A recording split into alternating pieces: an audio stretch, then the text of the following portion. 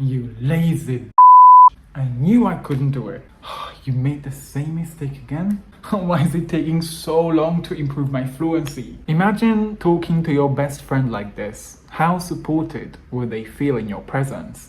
And if you wouldn't tell these things to your best friend, why would you allow yourself to speak to yourself like this? In this video, I'll be sharing with you what no other English teacher or English coach has ever shared with you. The number one thing every single successful English communicator does that helps them stay motivated, stay on track with their English fluency, and are learning English without all the headaches that 95% of the people are experiencing when they're learning English. Not just because it's the one thing I had to change when I was shifting away from studying English with ineffective old school methods and started to learn English to improve my fluency that allowed me to speak English fluently, confidently, and clearly, but also because you're a human being first, and second, an English learner. And this number one thing is kindness to yourself. Learning to speak English is a long journey. I'm not saying this to discourage you from reaching this goal, because if I've achieved this, then my mission here is to tell you that everything is possible. But this journey has its peaks and valleys, and most people give up and leave when they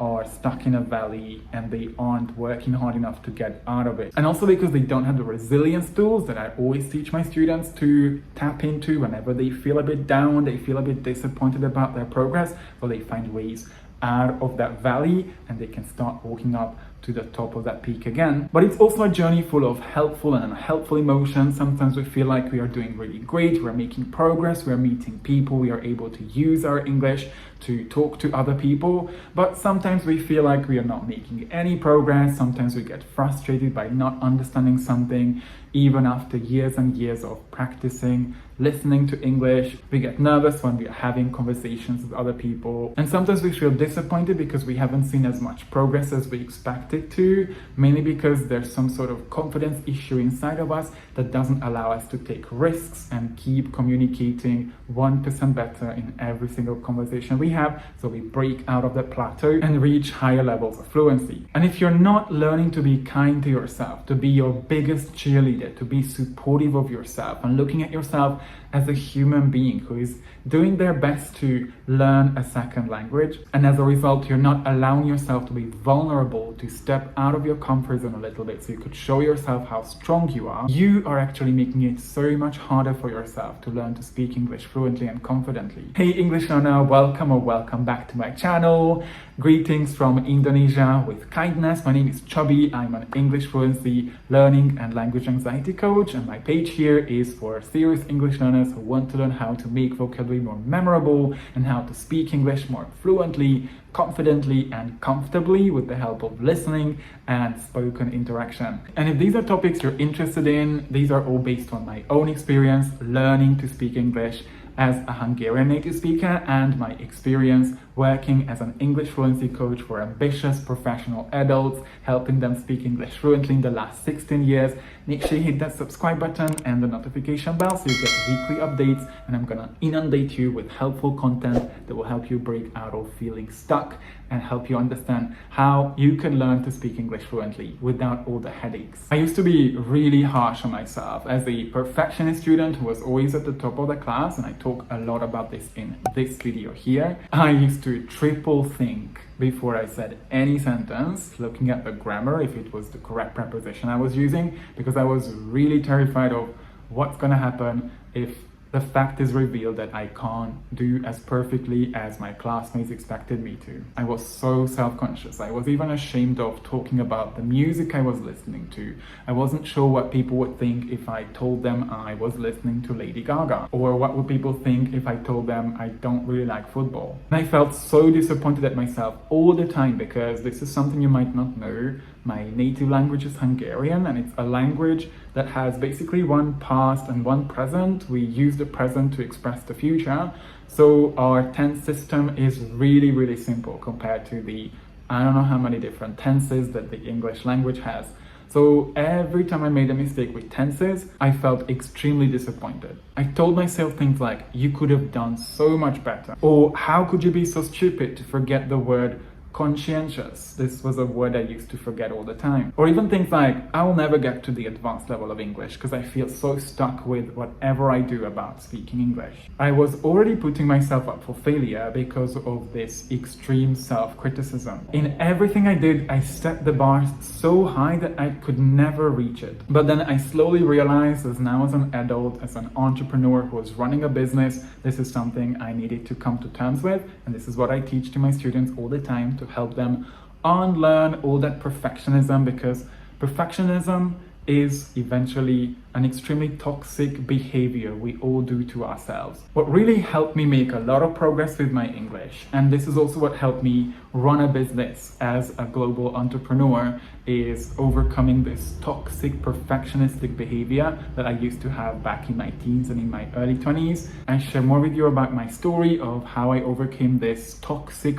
perfectionistic thinking in this video, and how accepting my current level of English back in my teens, as I was learning English but was still so afraid of speaking English, propelled me into learning to speak English fluently and confidently by the age of 20. And how I turned my perfectionism into striving for excellence, because they aren't the same. We need to understand that perfection does not exist. It's a concept that everybody thinks of as something different. No one knows where perfection starts and where does it finish, where is it gonna be enough.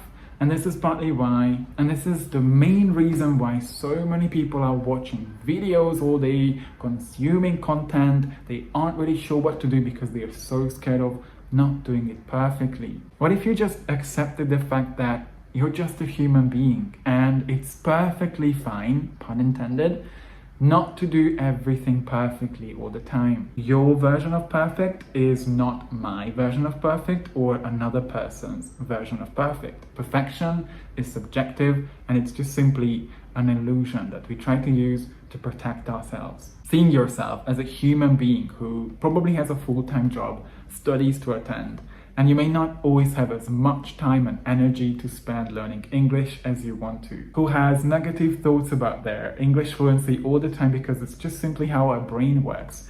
The goal is to learn how to manage these negative thoughts so you don't believe all of them. And a human being who has emotions to process that come up as you're learning English. Like learning to be okay when you are frustrated about not understanding everything you're listening to be okay with feeling nervous if you haven't practiced speaking English enough, or to be okay taking risks and not being scared of making mistakes when you use a new expression or a new grammar structure. And as a human being who always does the best they can do, and that doesn't equal doing it perfectly.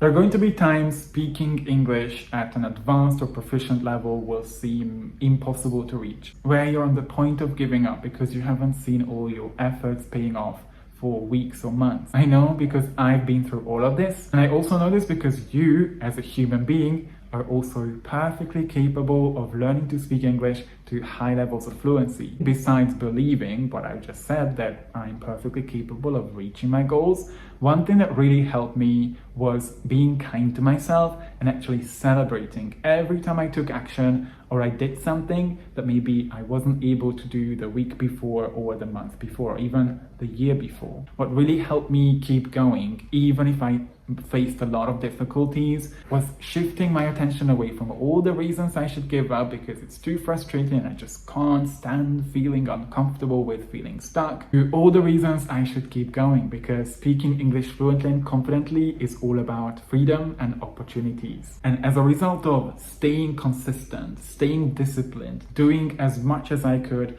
but not being too hard on myself, allowed me to get access to all the things I always talk about, things that are perfectly available to you as well. Things that are available to you as well, as long as you put in the work, the smart work and the consistent work. The ability to earn so much money than you're currently earning, to have access to the promotions and the jobs you want to have, the opportunity to live, work, study, or travel anywhere in the world. And probably the most important reason to keep going, because this is eventually what has changed my whole life. The opportunity to make deep connections with people from all around the world who are living a completely different life from yours and have the potential of teaching you life lessons that will make you a happier and better person. So start celebrating those moments. Every time you do something that's out of your way, when you're doing something that maybe you couldn't do the week before, celebrate it. Celebrate the first time you use an expression, even if you can't say it perfectly or you can't remember the verb or the preposition perfectly. Celebrate the fact that you took action and you took a risk. Celebrate the times you pushed through difficulty, whenever you kept listening, even if it was really frustrating not to understand everything, or when you kept speaking, even if you felt nervous. And most importantly, and this is what I always tell my students, reminding them of how special they are, celebrate the time you make. No matter whether it's 15 minutes or 30 minutes or an hour a day you get to spend learning English, while 90% of the population is out there drinking in a bar, binge watching the next Netflix series, or mindlessly scrolling on TikTok, wasting valuable time of their lives. Simply celebrate the fact that you showed up to improve your fluency skills, because eventually that's always the best thing you can do. And I know what you might think, like, am I supposed to celebrate myself? Doesn't that make me feel like I'm too selfish?